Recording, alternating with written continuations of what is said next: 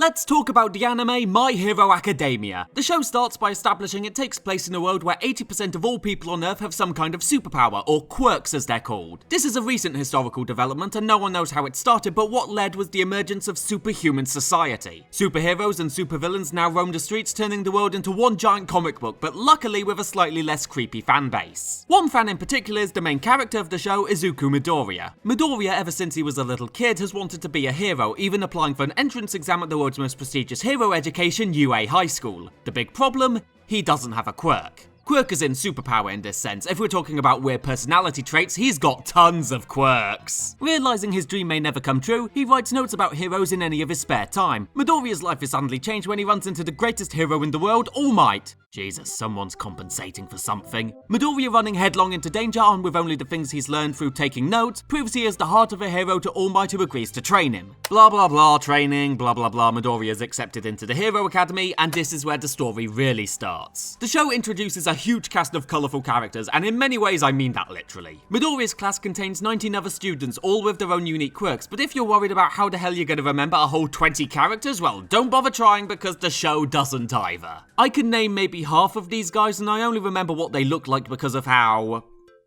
unique some of them are. And bear in mind, those aren't the only people you have to remember. This is a high school, so there's other classes, each with more students, and then there's every teacher for those students, and then there's the other 2 years worth of students above Midoriya's, and then there's students from competing schools, and then there's those teachers, and then there's the hero agencies, each with their own leaders, and then there's the parents and families of those characters, and then there's the pet gerbil they had when they were 5 years old, and then you decide you just don't give a shit to remember! There is an absurd amount of characters, but not many of them get the focus of the show, which is good in one sense, but poor in another. On one hand, the show mostly keeps focused on Midoriya and his close friends, but then you have characters who are given a lot of pomp and circumstance to their existence in this show before disappearing into being a background character just one episode later. Quite often I was saying to myself, oh wow, that character is so cool, what will they be doing? And the answer to that is usually bugger all. It's a shame because a lot of these characters' quirks seem very interesting. They can range anywhere from super strength, giantism, gun. Gun is a superpower. But the show does a very good job of showing you these characters' superpowers and how they find imaginative ways to utilize them. It's actually what I like the most about this show. When it comes to fight scenes, it makes it seem like the characters are surpassing their opponents with skill and cunning rather than simply being more powerful. Everyone except All Might, who has the tactical expertise of someone who thinks chess is a yellow dairy product, but I can let that slide. One thing you have to question though is how some of these characters discovered their quirks. They established that quirks manifest at a young age and are usually genetic, but that isn't always the case. One character can duplicate people's appearance, but only by drinking some of their blood. At what age and under what circumstances would a person find this out? Honestly, the most fun part of this show is just trying to dissect the world building. Sometimes it's only a line, but it can mean so much. Right at the start of season 2, they say because of quirks, the Olympic Games has been drastically reduced in terms of scale and viewership. Anyone who likes competition watches the UA Sports Festival. If the Olympics aren't as popular, you could deduce that all real-world sports lack the same popularity. By that logic, celebrities associated with sports no longer have wealth or fame on the same level, meaning the biggest personalities in the world are actually the heroes who do good things and help people, and gee! Wouldn't it be nice if that was real? That said, My Hero Academia's world isn't totally perfect when it comes to the heroes as public figures. One thing to note is that there's an official ranking system for heroes which is shown to create infighting, so yeah, that was a great idea. Not to mention lots of heroes have merchandise or work in advertising, making some people see them as dishonest. A lot of the villains in this show hold heroes to that kind of scrutiny, but you have to question why someone draws the line at monetizing their image, but murder and kidnapping is a-okay. But I want to go back and get grounded in the main cast. Midoriya is a great protagonist. Seeing someone basically useless become stronger, not just physically but emotionally, is awesome to watch. His constant note-taking is very weird though. In literally any other world, Midoriya would be a creeper.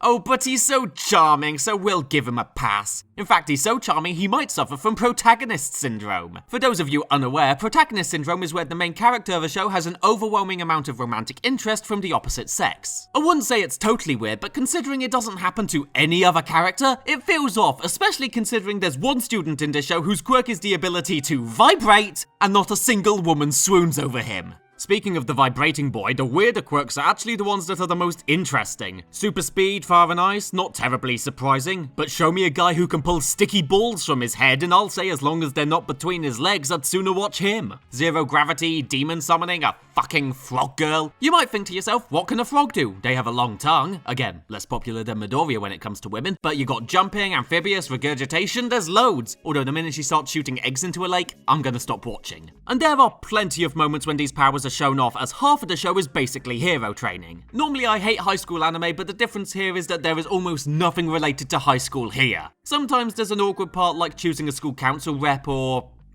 I don't know, handjobs behind the bike shed, what the school children do these days. But most of the time it's all elaborate hero training. Don't question where all the money is coming from though. My school barely had a toilet connected to the wall and these guys built giant facsimile cities. I know this is a show about superpowers, but that is unrealistic. The training, however, is only half the show. The other part is real high-stakes villainy. Granted, this means there's even more disposable characters, but it's a good change of pace. Whichever style My Hero Academia is doing, there always feels like there's an emotion behind it. Whenever two characters fight each other, they want to fight each other. You learn about their backstories, their motivations. Even at a surface level, you will know or feel what someone wants. These fights are rarely done without some kind of context. There are points, however, when things go a little too far. More than once in this show, you'll see a character motivated by a selfish desire and someone will tell them, don't do the thing, but then they reply, I'm gonna do the thing. I said don't do the thing, I'm gonna do the thing anyway. I swear to God, if you try to do the thing, I have made up my mind. Gonna stop I will do the thing no matter what you say. The thing is very dangerous and you can get caught and you'll die depending on the situation. But I cannot let you do the thing. No one is going to stop me doing the thing. Okay, well, if you're going to do the thing, I'm coming with you. You just spent the last 3 minutes telling me not to do the thing. Why'd you give yourself a pass? I don't know. I hope you see my point. They sometimes over-dramatize aspects. Can't forget about those long and out-of-place character monologues, most of which last longer than the actual fight scenes, but you know what? I can live with it. My Hero Academia is a shonen anime designed to be long-running. Other notable examples include Dragon Ball Z, Fairy Tail, and Yu-Gi-Oh! While I like all these shows to an extent, they are far from perfect. When you watch the other 3 anime I've mentioned, you can sometimes get the feeling they're making shit up as they go along and the plot suffers because of it. My Hero Academia, on the other hand, actually feels like it was planned out. Admittedly, it's early days as far as shonen goes, having only 60-ish episodes as of time of writing, but it hasn't lulled once. That is, of course, barring the episodes with school council representatives. Seriously, watching real-world politics is boring enough. Why the hell would I like this? My Hero Academia isn't mind-blowing. I've watched 3 seasons and a movie, and for me personally, the show has been somewhat predictable. Not that it makes the show bad, it's just quite easy to realise an end result. What makes it entertaining is the methods in which they get there. It's a journey more than a destination. I can give it a glowing recommendation for the fact it's a rare instance of an action show where I actually want to watch the action, but on top of that, it's also imaginative and very character-driven. There's a lot to like here. I won't use the phrase perfect,